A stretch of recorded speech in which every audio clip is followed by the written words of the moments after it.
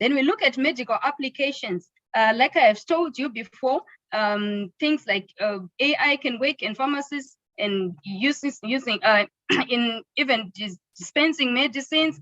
It can also work even in determining what exactly a person is probably suffering from. You can imagine for cancer patients, just looking at the history, and AI can determine the level at which the disease would have grown and determine a possible medication that would be required for a person that would be suffering from a disease. So you'd see that AI works a lot in doing these medical applications, or even making it even easier for a person, even when there is no doctor or a medical person around. They can just use an AI to put in their symptoms, then it can determine what medication they will probably need, and they can just go to the pharmacy and get the attention that they require without having to the need for a human being to be available. Then we can also talk of social issues, things like I was saying,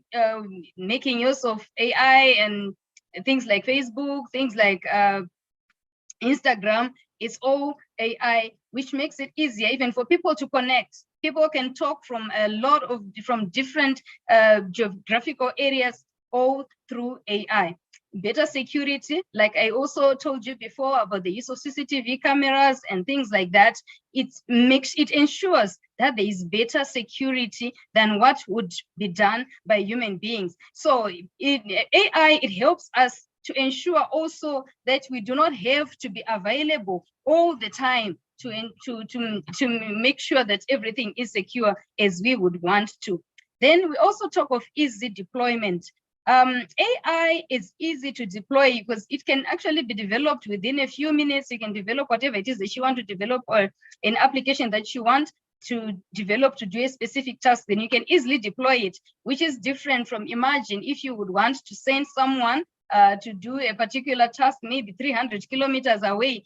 If a machine can just do that in a remote area, it becomes easier and efficient, making sure that tasks are completed quicker than otherwise. Then also AI can solve complex problems with quantum computing. You can imagine, as data grows, as things become more and more complex, human beings cannot cope.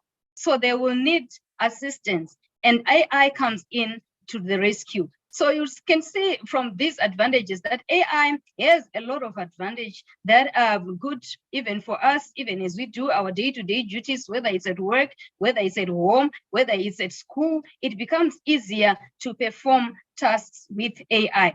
Now we move on to the disadvantages of AI. So as much as we have so many advantages of AI, there are also disadvantages that come with the use of AI. Imagine the cost of developing an AI software. I was laughing this other day when I realized that developing Siri costed Apple $200 million United States dollars. And I was thinking, in the case of us and how things are, where will we get the money to develop such systems? So I would say that with this high cost, some of these complex systems become very difficult to develop because we cannot pay for them.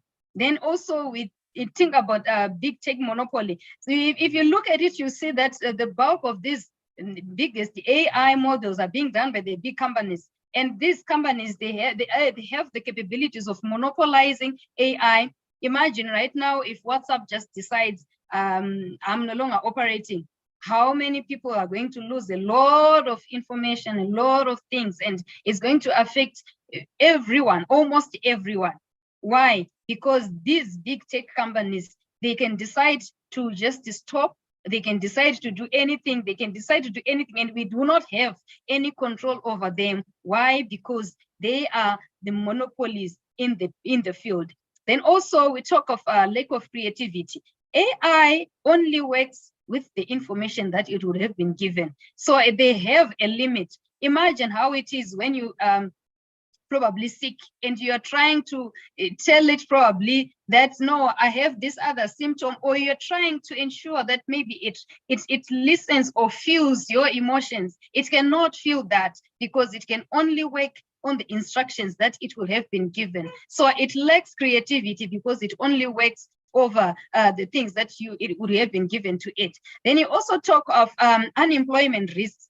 With the coming of AI, of course, is going to substitute a lot of jobs, because the bulk of the work that would have been done probably by quite a lot of people would probably be done by just a machine. And that poses a risk of unemployment, which causes a problem even to the livelihoods of people. Because now you think of it and say, what then will be done to the people who will be unemployed? What will happen to them if things cannot be done by machines? So it's a risk that being posed by AI. Then we also talk of the lack of emotions, like I was saying, on a lack of creativity. What is it?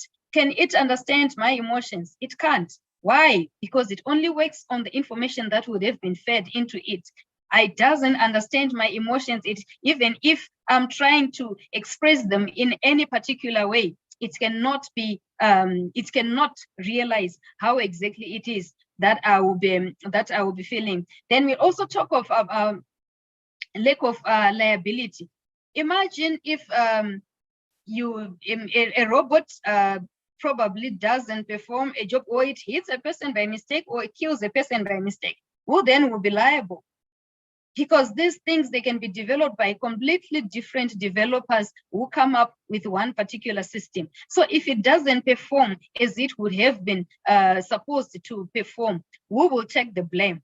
So it poses issues with liability, and no one will be liable, and it becomes actually difficult to know who is going to be sued if there's a problem, who is going to be accountable if there's a challenge. So that is one disadvantage of AI. Then we look at environmental impacts. The coming of AI also means the use of these machines emits some substances into the environment that are harmful to the environment. And this will affect us. It will affect the environment, which poses problems even for everyone as we grow and as AI grows. Then we also talk of privacy infringement. Imagine right now, information that you put on your machine, whether it's on Facebook, whether it's on Instagram, whether it's on with any platform that you put it, it can now be easily accessed by who knows, because these systems, we are not the ones who would have developed them. We would have developed them. It had also been used. There are some companies who are actually using these AI systems to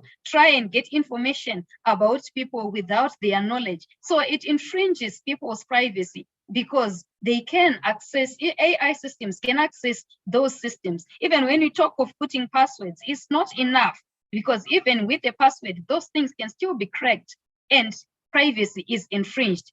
Then also we talk of lack of improvement. So with AI, like I was saying, it only works on the information that would have been given to it.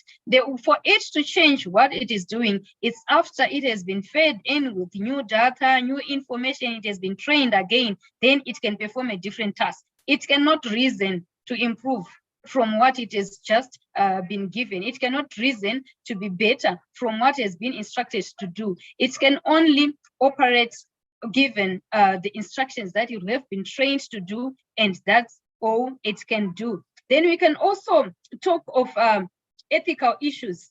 Ethical issues, you're talking of things like it doesn't understand how a person feels. It doesn't understand how whatever it is that it does, whether it will harm a person or it won't harm a person. So AI comes with a lot of advantages, but it also comes with a lot of disadvantages. So it is up to us to determine what exactly it is that we can do for AI to be beneficial for us, and also to reduce some of this harm that it poses to the environment and to us in general.